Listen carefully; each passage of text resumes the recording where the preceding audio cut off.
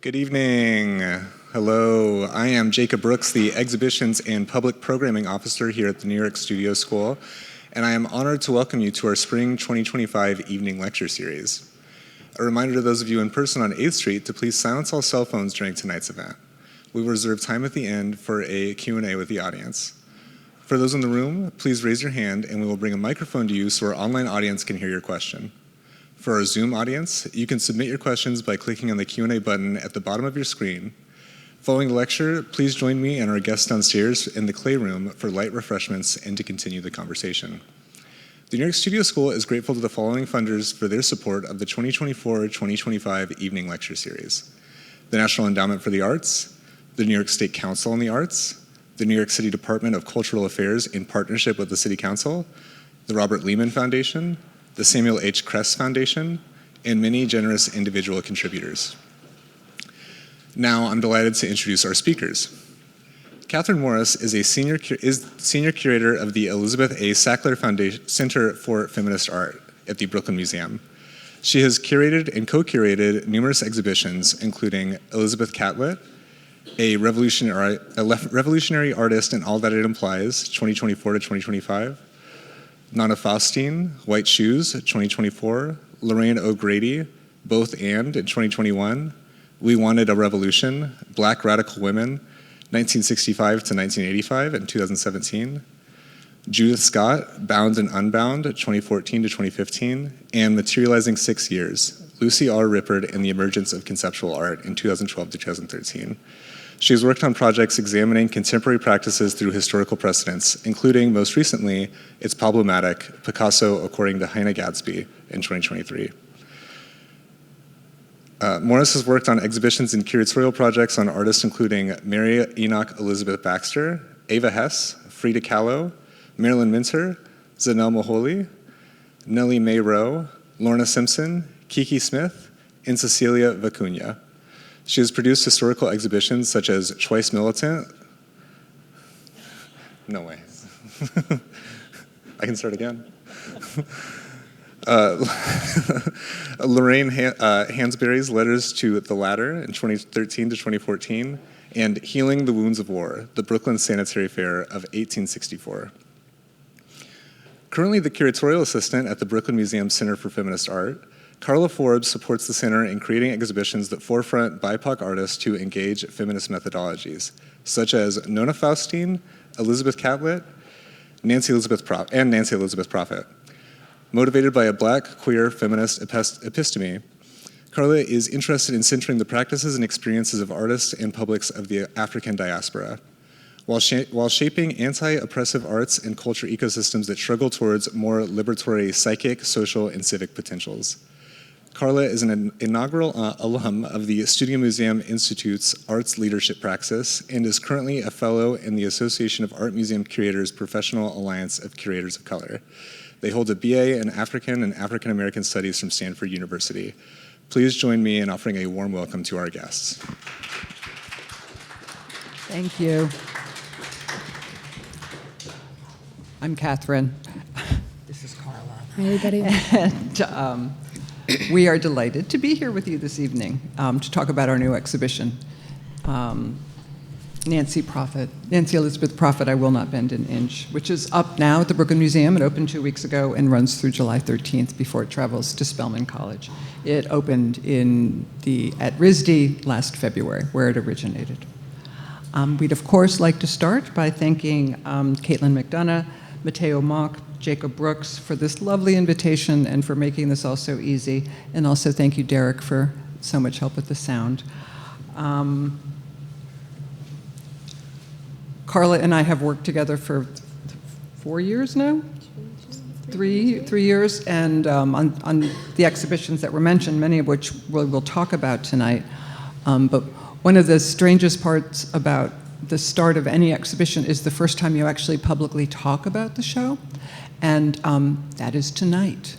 So you all are kind of our guinea pigs, so I hope you'll grant us a little grace as we maybe stumble around, because I think it's very you curate a show and you put so much time and thought into the labels and the design and how the thing is going to work, but then when it comes to actually standing in front of the objects or looking at the objects once they've been installed and talking about them is kind of something you do after all the rest of it, and we're just getting to that point right now. So thank you for having us tonight to be able to do that.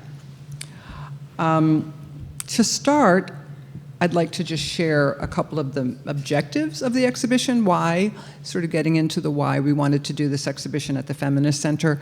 I'll also just add, we work at the Center for Feminist Art, which I'll talk about, and that offers a particular opportunity to think methodologically about the exhibitions we do and why we do them in the context of both the Feminist Center but also the Brooklyn Museum. So the two main objectives of the exhibition are to build deeper histories and center the voices and thinking of artists working within a multi-generational framework of intersectional feminism.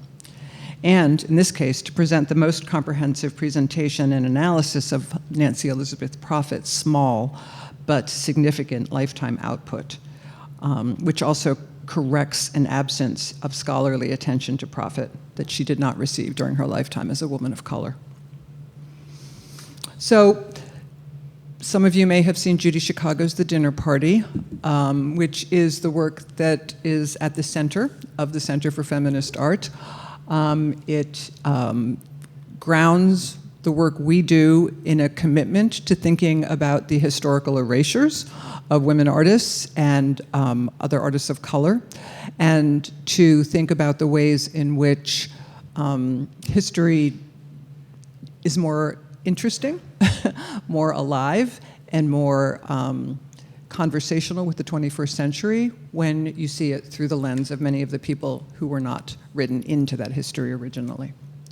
The center was founded in 2007, and for the 10th anniversary of the center in 2017, our goal was to, rather than celebrate a 10th anniversary of the Center for Feminist Art, we really wanted to think about what the future of feminist art and feminist methodologies needed to look like. And towards that end, because of the grounding in Judy Chicago's work and in the work of many second wave feminist artists, critics, art historians, we wanted to commit ourselves to the idea of expanding that history. If what Judy Chicago and Linda Nochlin and others did has what they originated was the idea of revisionist history, which is what I've sort of just described, revising history that they were taught. By 2017, I think most of us agreed that it was time to revise revisionism. In other words, to think about that 50 years of important history and what needed to then be added to it as well. And so in that context, we, myself, along with a co-curator, Rejeko Hockley, who's now a curator at the Whitney, organized an exhibition called We Wanted a Revolution, Black Radical Women, 1965 to 1985. You're seeing some installation views here. And the two things that I really want to forefront about that exhibition is that two things happened when we talked to many of the artists who were in this exhibition that seemed very significant. The first was that the artists said in our meetings with them that they wanted to tell their stories themselves. They wanted to forefront and tell their subjective and life experiences. They wanted to do that presentation through their eyes. And that was, from a curatorial point of view, an important kind of challenge to think about what that meant. The other thing that they wanted to see was, as artists, they wanted to see themselves written into history. They wanted to see us as curators contextualize them in broader histories. In this case, the history of modern and contemporary art between a 20-year period in which dramatic changes were happening in the world, and certainly dramatic emergences of feminism. The term feminism comes from this period, and while many of the women in this exhibition were not necessarily enamored of that word, in fact, as you may note, the word feminism doesn't appear in the title of this show, the activities and priorities of what we would, for lack of a better term, call feminism were fully present. And it was important to us to think about how to present those two things. So we have, on the one hand, the idea of of individual identity and subjectivity, but we also have the desire to inform and build a community, both within known communities, but also within the larger art historical community. So growing from that exhibition, we thought about all of the women in that show who hadn't had large monographic shows, and we wanted to start to see that as an opportunity. And so one of the exhibitions, the first exhibition to come out of We Wanted a Revolution, the first monographic project to come out of We Wanted a Revolution was Lorraine O'Grady Both And. And I show you two images here of the installation. On the left, the entrance to the show, and a work of Lorraine's that really dealt with her personal subjectivity. And on the right, one of her works that really dealt with the idea of building community. So on the left, we have a very elaborate performance piece called River's First Draft that really followed the kind of psychological unfolding of Lorraine becoming an artist in her mid-40s. And on the right, we have a project that Lorraine did where she wanted to frame the Black community as art, literally. She also wanted to make conceptual art pertinent to Black audiences, and so she arranged a float for a parade in Harlem in which performers went along the parade route and held up frames to the public so that they could see themselves as art. To paraphrase Lorraine from one of the last interviews she gave before she died this past winter, she said, "I make my work for myself. If I made work for the dominant audience, I would forever be an object. I want to be the subject of my own work." And so I think, again, these two things are in play, wanting to be part of a community and be part of a voice that describes a community, but also wanting the subjectivity of her own work recognized. Which brings us to Elizabeth Catlett, the exhibition A Black Revolutionary Artist and All That It Implies, which just opened in Washington, D.C. at the National Gallery a couple of weeks ago.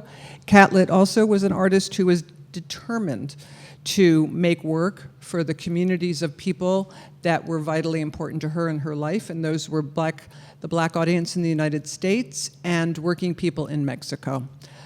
She was an artist who was committed to making sculpture that represented archetypes and also personal experience. And these, I feel like, are the important through lines that we want to talk about when we talk about communities of artists, particularly communities of Black women artists, and how they need to function visibly in art history. And one last point on that note is the artist Simone Lee, who is a young artist who has defined her career largely in examinations of historical precedents of art by Black women. Lee has definitely seen Prophet as part of her journey, Nancy Elizabeth Prophet. She calls it her search for mentors, which, as she says, has been confounded by the fact that Black women fail to appear in the historical records or the archives. There is an absence of their knowledge and production. Their intellectual labor is erased due to a lack of recognition or understanding. And so these images here are to show the ways in which Simone connects all these artists. On the left is a still from the video that Carla will tell us about later that happens to also include an image of Lorraine O'Grady, who we just talked about. And on the right, we have the closing ceremony of We Wanted a Revolution that includes Elizabeth Catlett's sculpture, Homage to My Young Black Sisters, being surrounded by the performance of a group of Black women artists who were supportive of Black Lives Matter. And also, the other thing I just want to mention before I hand over the mic is that another really important reason that we wanted to do this show in Brooklyn is that Brooklyn is lucky enough to own a work by Nancy Elizabeth Prophet. And that work is on the left of the screen here. It's called Youth, Head and Wood from circa 1930. And it is a work that entered our collection in 2014. As we'll describe, given the really small body of known work that exists by Prophet, the fact that we are lucky enough to have one in the collection was a real driver for wanting to participate in presenting the entirety of her career publicly here in New York. I'm going to start by giving a brief biography of Nancy Elizabeth Prophet. She was born an Afro-Indigenous artist. She was born in 1890 in Warwick, Rhode Island, to a Black mother and a Narragansett father. Her parents weren't necessarily supportive of her art interests, but which began pretty early on in her life. From the age of 15, she was already supporting herself due to that lack of kind of encouragement, paying her way through school as a domestic laborer. She then began college at Rhode Island School of Design, RISD, there we go, in 1913, which is the same year that she got married to Francis Ford. It's a marriage that she was mostly ambivalent about, and we don't necessarily have much more to say about it. She would graduate in 1918. She was the first graduate of color from RISD, and she graduated with a degree in freehand drawing and painting with a specific interest in portraiture. She also did study sculpture during her time there. It's just not the degree that she graduated with. And we won't discuss it too much moving forward, but this is also kind of when, at least through research, we start to see a little bit of Prophet's negotiation or navigation through the two identities that she holds, and some of the difficulty that she had with that, and that would continue throughout the rest of her career. And then after graduation, she spent a few years in Rhode Island trying to make a living doing portrait commissions, but she didn't really get much support that way either, and then briefly moved to New York, but found little opportunity there as well. So Prophet decided to move to Paris. She wanted to study at the École des Beaux-Arts, or the French Academy, and so she moved to Paris in 1922. She moved with about $350 with her. And the Academy specifically kind of built on some of the ways that she was taught at RISD, and so it seemed like a good fit, and she was able to integrate well there. And so kind of her time in Paris is where Prophet would develop much of her most renowned work and a lot of the work that makes up this exhibition.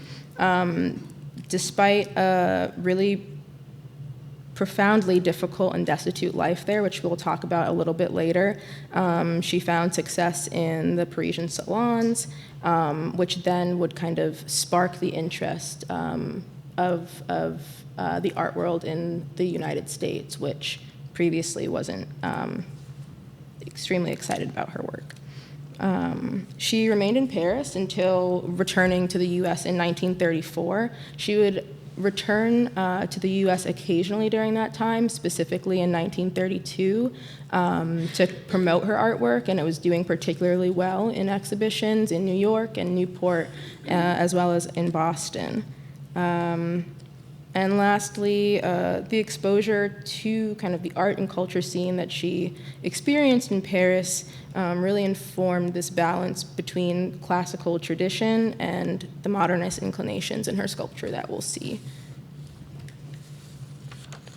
So for this work, for example, those kind of classical traditions we see come out here. This is a work, Silence, made in 1926. It's one of the two existing works in marble, and in her diary, which we are lucky enough to have in Brown's archives, Brown University's archives, she mentions how much she enjoys working with stone, and compared to some of the works that we'll see later, I find this piece particularly like a lot more quiet and kind of reserved than some of the other pieces that we'll see.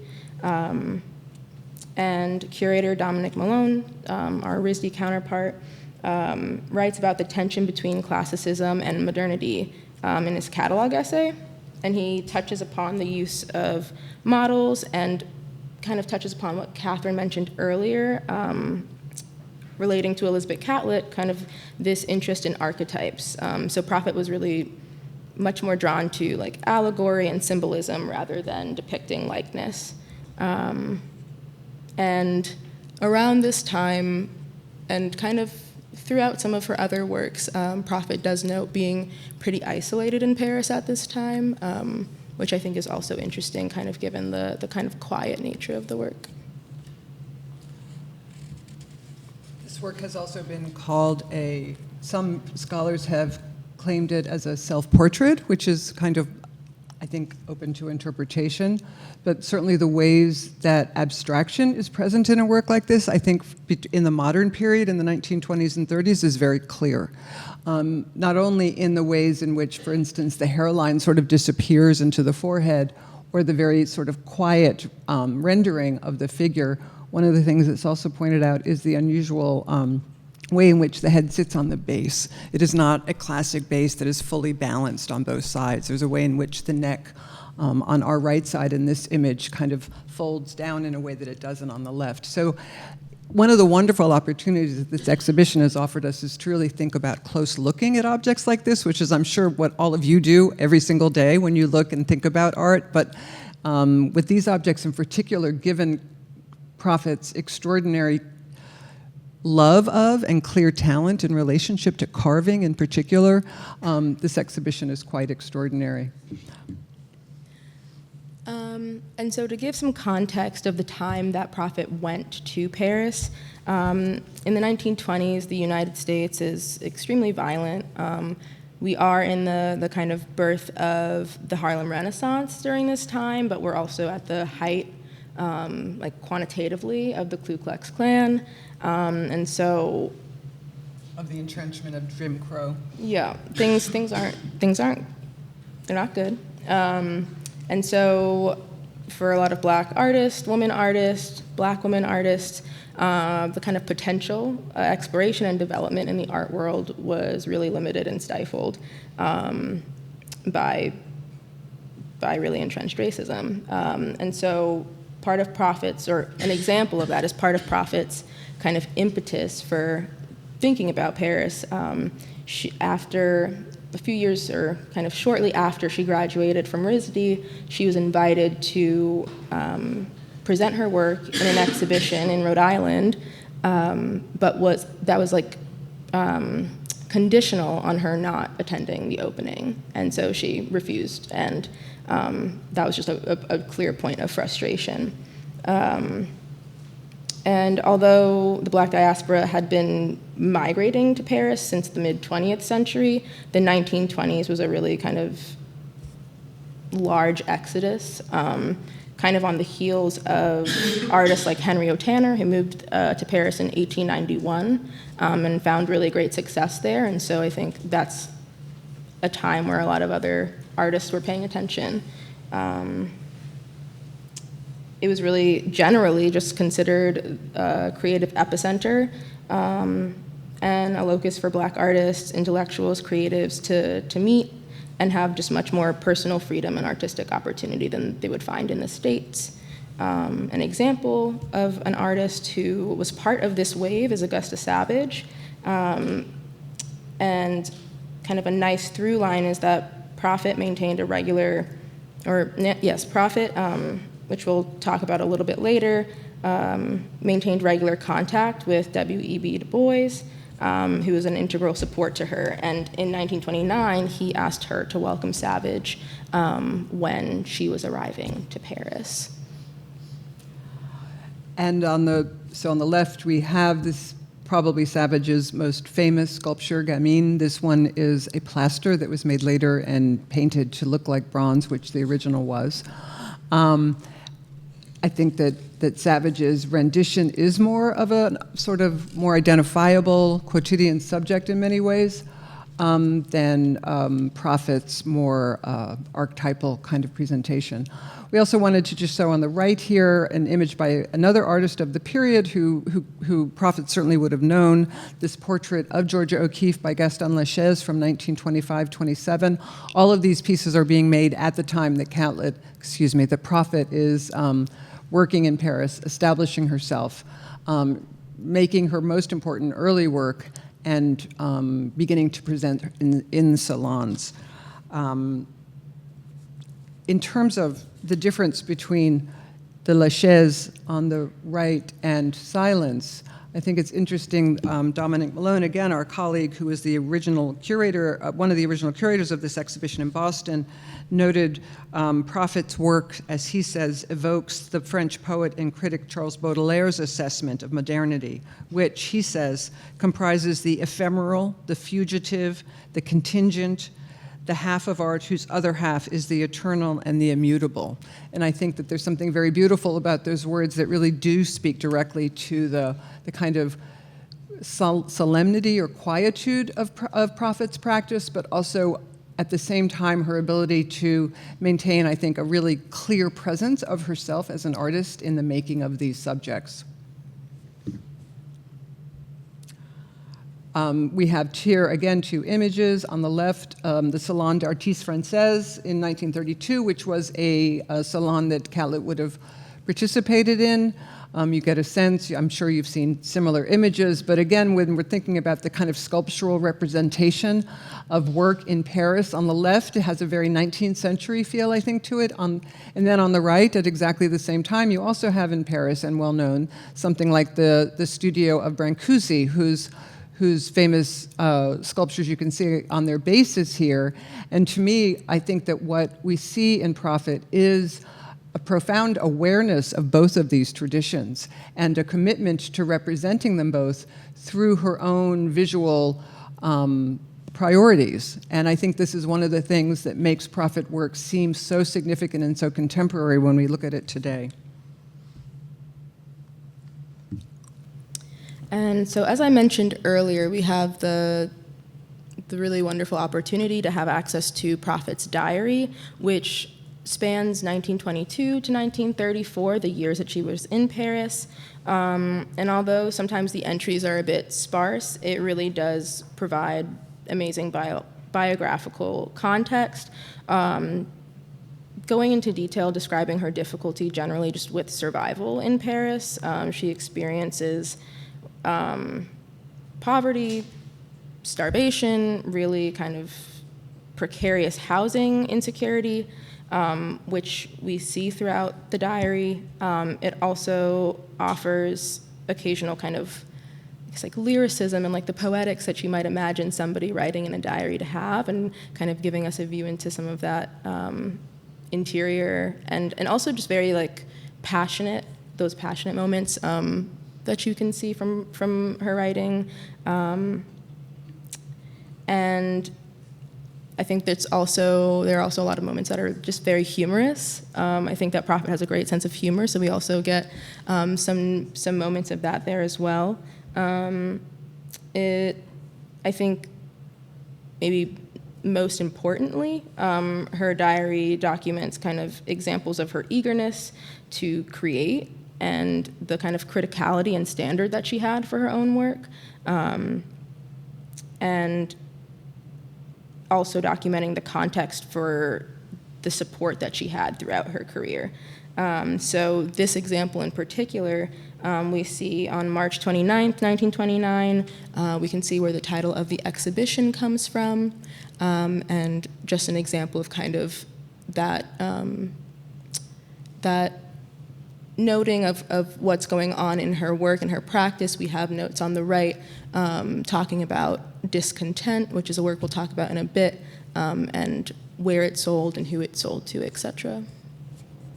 And right above the entry that says, "I will not bend an inch," she has the single word, starvation, which is a fact of Catlett's life while she's in Paris. She is hospitalized multiple times. I keep saying Catlett. Too many shows on at once. Prophet was hospitalized several times because she did not have the money to eat. What's also fascinating about the diaries is that, as Carla is saying, Prophet offers so much through these personal words that we still have, but she still remains a very elusive character in many, many ways. She's, at the same time that she offers humor and she gives you facts, she is, she's a very private person, and even in the diaries that comes across, and it's very hard to kind of parse those two things at sometimes when you're doing research on her. These are two images of works that are lost by Catlett. There are a number of those that we'll talk about in a second. I just wanted to begin with these two works. The untitled bust on the left from 1922 to 26 is the first work that Prophet made in Paris. It is believed to be, by different people think it may be a likeness of her husband who did follow her to Paris. She labored over the piece for more than a month. The subject eyes, as you can see, are sort of downturned and a furrowed brow that reads as calm and resolute. The artist would repeat these kind of contemplative, meditative facial details in future work. Part of what's happening in this period, as Carla alluded to, is her husband is there. She's actually trying to sort of disentangle herself from that marriage, and as a result, she ends up going further into debt by moving when she doesn't really want to, but she does. So in June of 1926, she moved to a small studio in Montparnasse and attempted to create a large-scale work that you see on the left here, a subject of a bare-breasted woman in a contrapposto, her head lifted, a snake-like form binding her ankles and feet, possibly representing the artist's state of mind. The figure ascends from a craggy, rough-hewn base, which is another convention that Prophet returns to over and over again.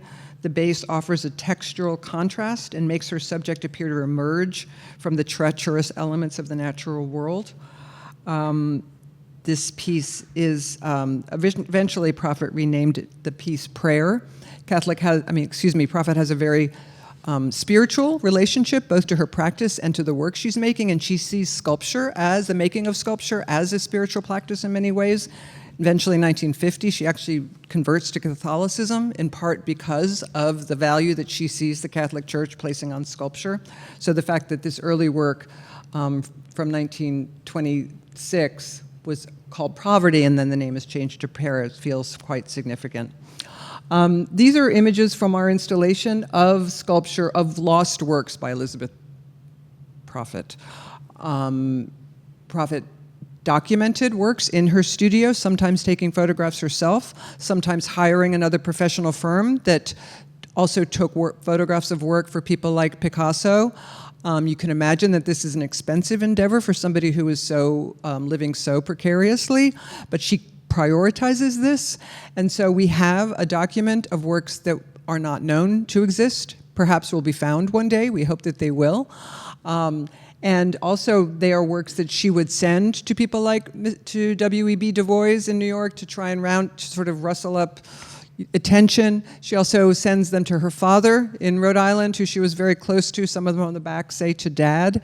And these are the actual works that helps the curators of this exhibition really put together a timeline of Catlett's Prophet's life. Man, you should poke me every time I do. I will not.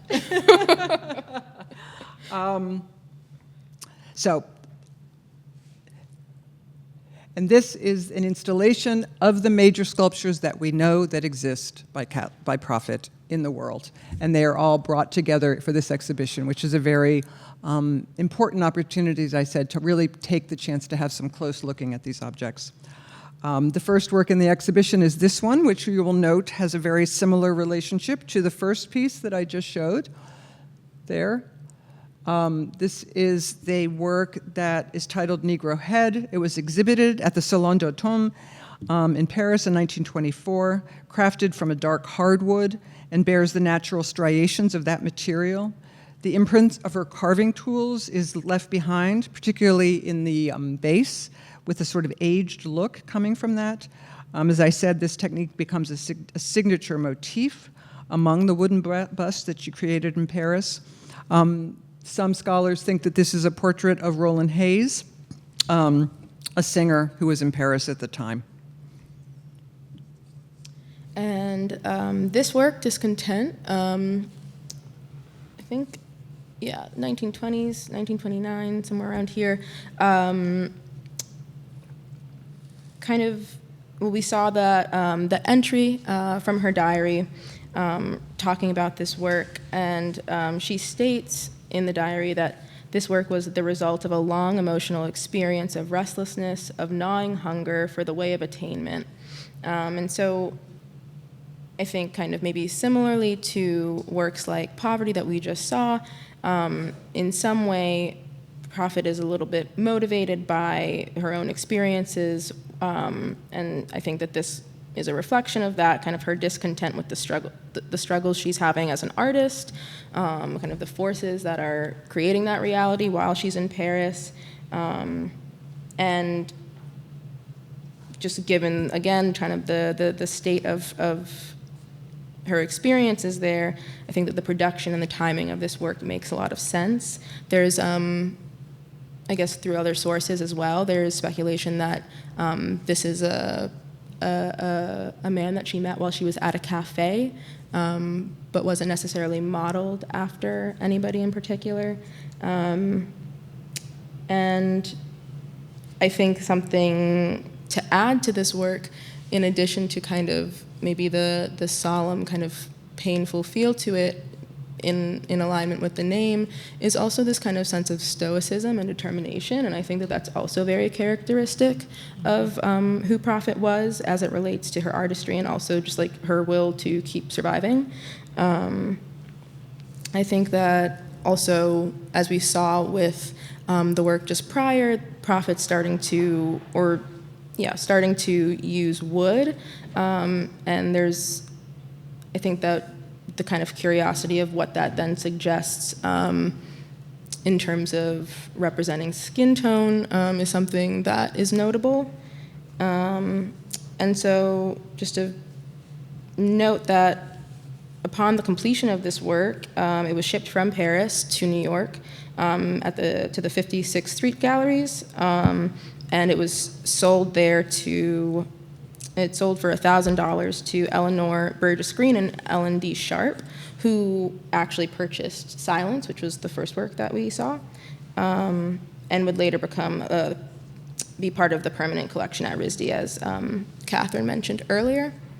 And one more thing about this work, and perhaps about Silence too, is more of a curiosity than anything, that scholar Kelly Jones and Teresa Leininger-Miller kind of mention in their essays and in their research, is kind of the way that Prophet approaches gender in some of her works, and kind of the androgyny that some of her figures display. And so there's kind of this slippery articulation at points of who her subjects are and how they're being represented. I think during this time in the 1920s, a lot's happening, especially in kind of women's style and expression, and kind of questioning the boundaries of kind of more masculine or androgenized ways of presenting. And so it's just a curiosity if that had anything to do with how Prophet was interpreting this at the time. This is the untitled wood head that comes from the Brooklyn Museum. It highlights Prophet's ability to capture, again, the subject and to universalize it, as we've seen in virtually all of her sculptures from this period. One thing that's interesting about this piece is that it was originally mounted on a separate base, which is an unusual choice for Prophet. And here, after restoration of the Brooklyn Museum, it was put onto a new base. Again, displaying virtuosity and the varying shades of brown that Carla mentioned and that art historian Kelly Jones talks about, suggesting thinking about the chroma of skin, and by depicting, again, a very subtle approach to facial expression and yet an intensity of that expression at the same time, imparting that idea, that sense of a spiritual quality. This is images from the work in our exhibition, Head of a Cossack. This work is interesting because, again, it's a subject that Catlett took from the time. There was a political figure who was known in Paris who often donned this sort of hat that is often associated with military might and independence at the same time. Cossacks were known to wear this type of head covering, and it's predominantly associated with Cossacks, people from the eastern Ukraine and southern Russia. It's also, to me, interesting, and it becomes a kind of abstraction or a kind of minimalism when you think back to the images that we saw in Brancusi's studio. Again, we have this very rough-hewn base, and on the far right, you see there the way that Prophet signed her works, going back to that idea of androgyny and also the idea of visibility. Again, in the choice of not participating in an exhibition in Rhode Island because she was asked not to attend because of her blackness. Also, while she worked at the salons and she submitted work, she often signed her work ELIZ, Prophet, or Eli Prophet, to not bring attention to her gender. And so that moves us to the Colonial Exposition. In 1931, from May to November 1931, for about 6 months, an enormous spectacle of France's imperial conquest and empire was displayed. So kind of the cultures of the colonies, the cultures of those who France colonized were put on display for international consumption, mostly from countries from the global north. And the French government brought people from those colonies to exhibit their art, their natural resources, their craft, and to perform architectural recreations, most of which were really kind of not necessarily authentic or appropriate for actual scale, but were kind of monumentalized to meet the grandeur of the exposition. More than 8 million, and some sources say 33 million, so we're working with those numbers, but to point out the kind of enormity of the crowds that attended really solidified and reinforced this as kind of this colonial extravaganza that was happening in France, despite it being this kind of melting pot of cultures during the 20s.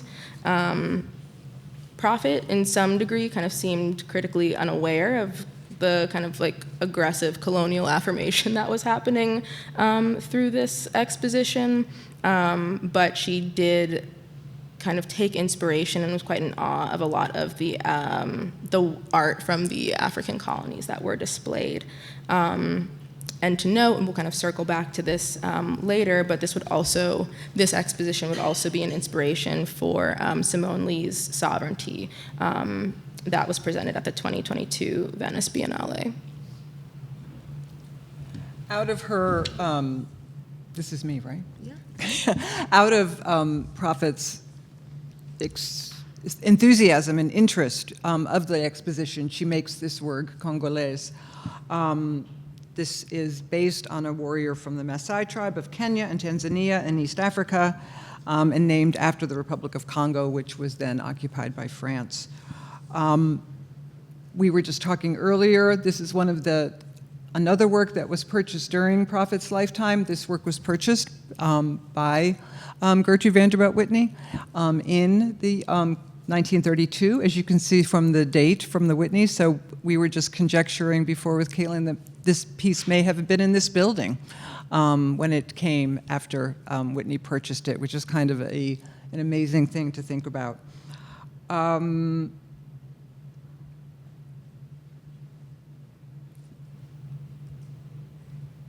Okay. And, how did we get here? How did we get here? So this work is purchased in 1932 by Gertrude Vanderbilt Whitney. As I said, it's made in 1931 in France. It comes to the United States. And so part of the conversation here is about Prophet's journeys back to New York. She comes back to New York in both 1929 and 1932 to try and get funding for herself.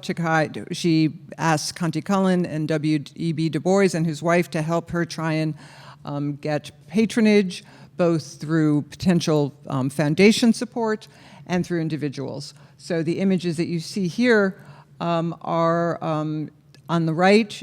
She's back in Newport in 1932.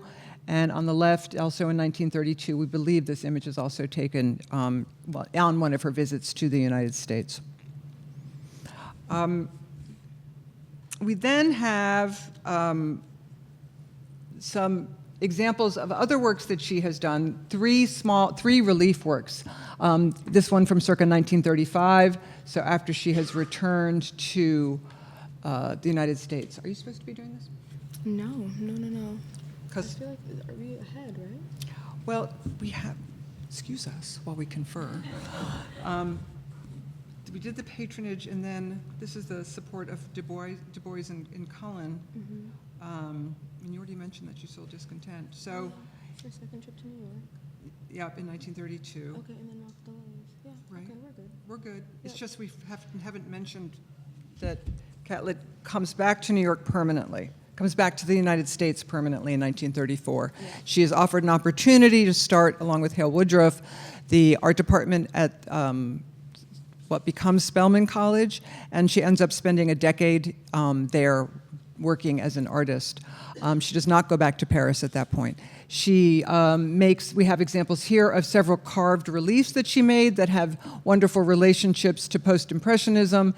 In this case here, we also have an image that includes a kind of scary-looking cat above the figure who looks similar to Silence. So there's lots of speculation related to the kind of subject of the work. There are other reliefs that she had done. This one takes on a kind of, again, religiosity, a kind of sense of the spiritual. There are 3 of these in our exhibition that are known to exist. In the photographs that we have, there are a number of them that we know are lost and were done in various versions.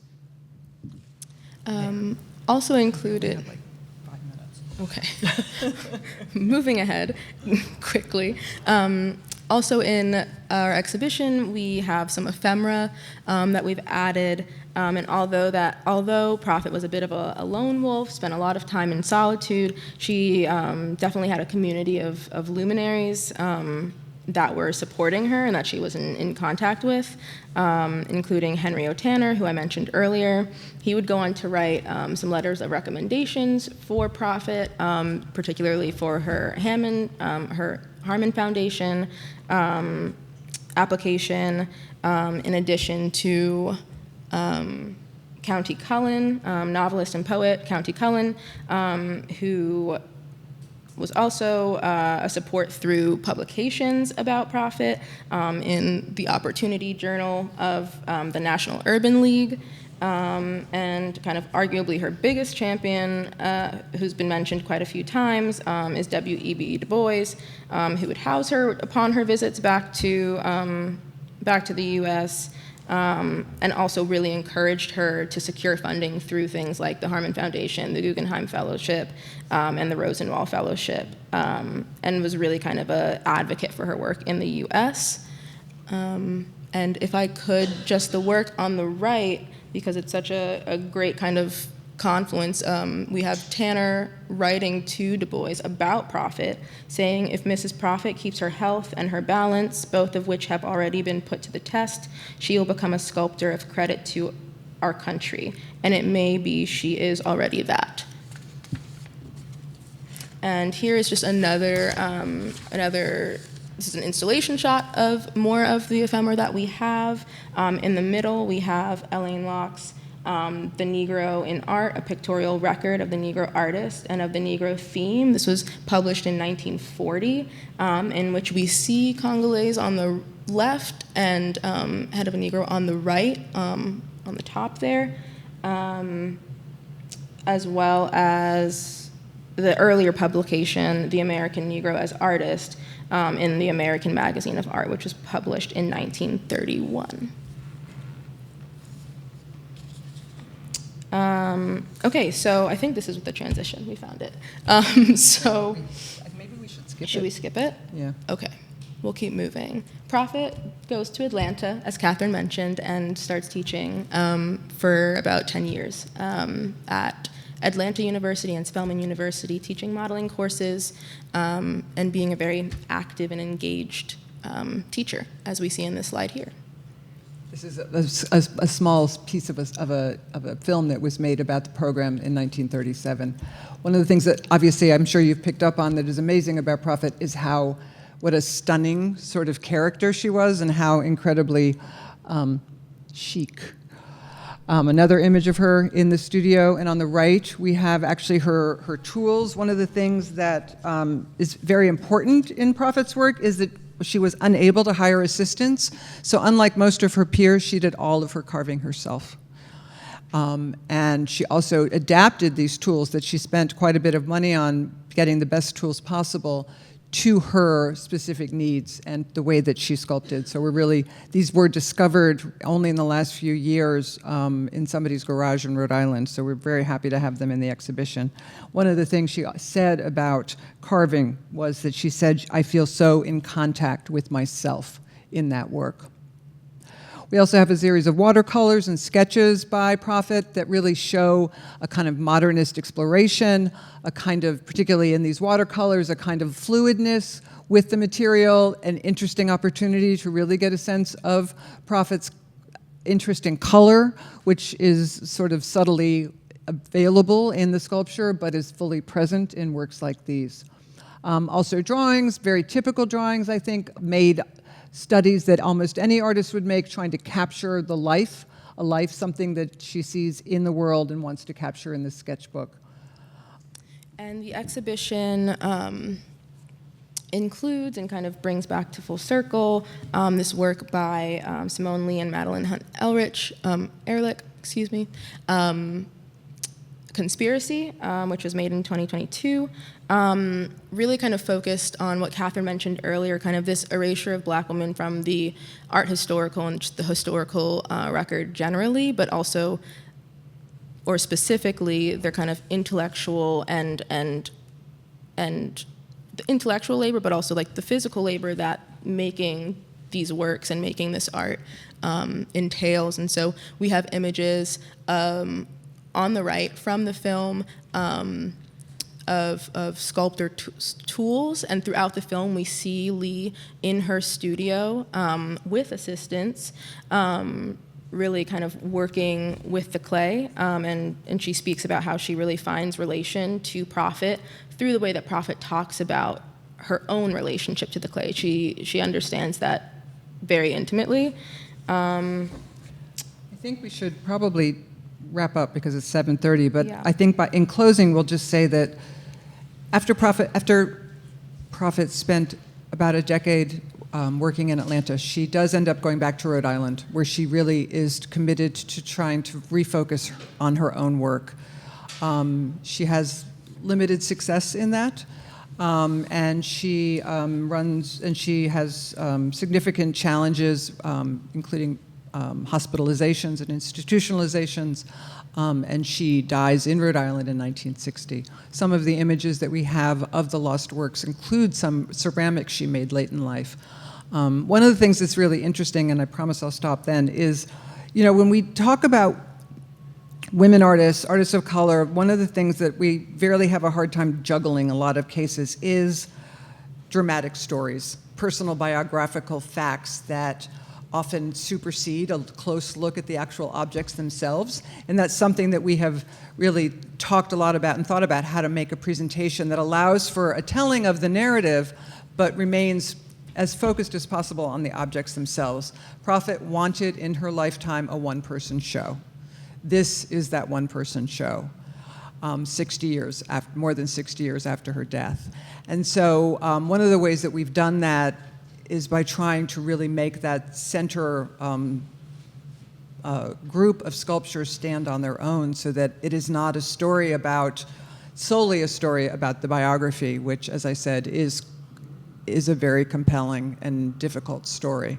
And it's something that we think a lot about in our work, because that's often the case with women artists and artists of color. Thank you.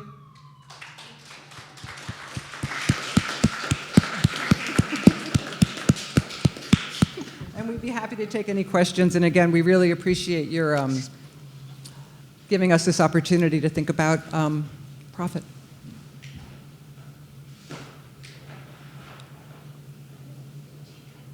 If nobody asks a question, I'm just going to keep talking.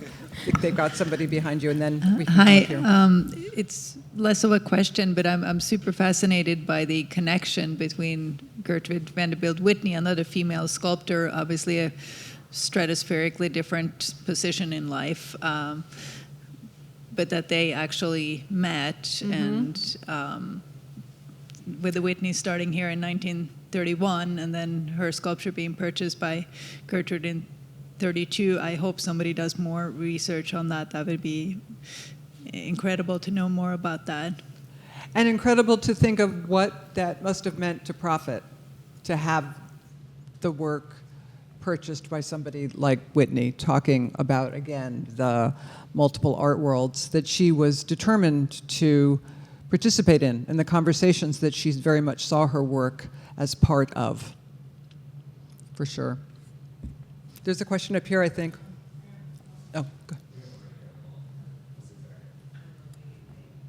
My question is part one of it. When it comes to Nancy and her, the materials that she wants to use, what was like her favorite materials? Does it, when it comes to sculpting?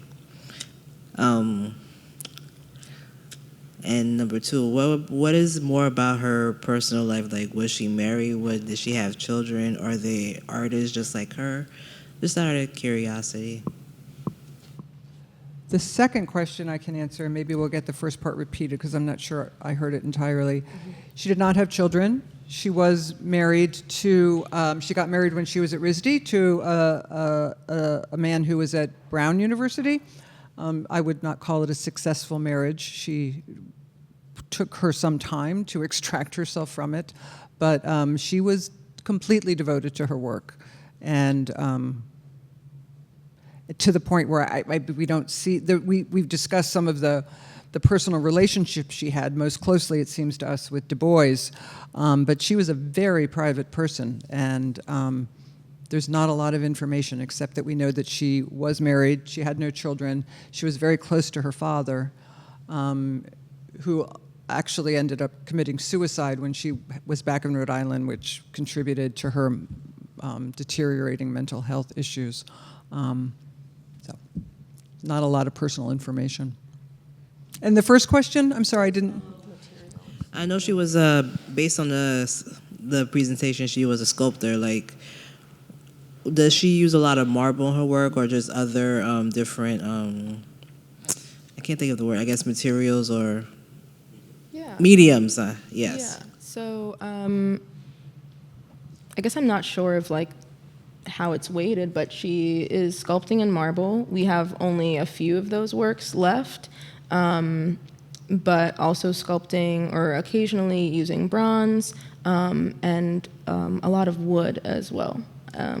A lot of wood, and it raises an interesting question, right? Wood is obviously the cheapest of those three materials. So whether she had access to more means, what she would have done, it's a good question. I would certainly say that it seems from the work that we have of hers, her feel for wood and her interest in carving it is fully present. But I suspect she would have liked to have had more opportunities with marble, because she talks about loving that material. Yeah. Do you have a question? I just wanted to know how you yourselves first discovered her. Like, how did you learn about her initially? I first learned about her when we acquired the work that I showed you that's in the Brooklyn Museum collection. And my former colleague, Terry Carbone, brought that work into the American collection. And I was fascinated by it and by her story. When we learned that RISD was putting together this first monographic show, I was very excited about bringing it. But that was certainly my first exposure. Most people do not know who Nancy Elizabeth Prophet is.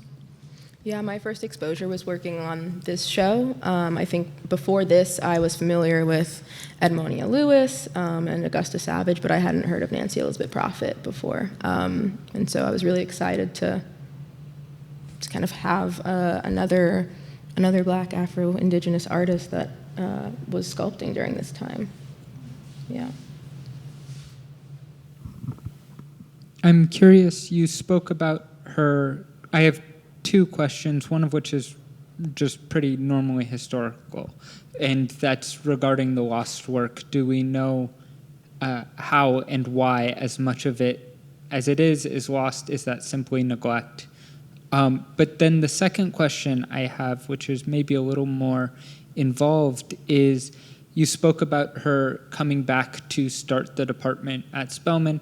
That puts her in a group of painters who were in Paris for the birth of modernism, came back, and we have programs all over the country that are sort of rooted in a very specific set of ideas. I'm wondering if you have any information about the pedagogical program there and what the ideas were.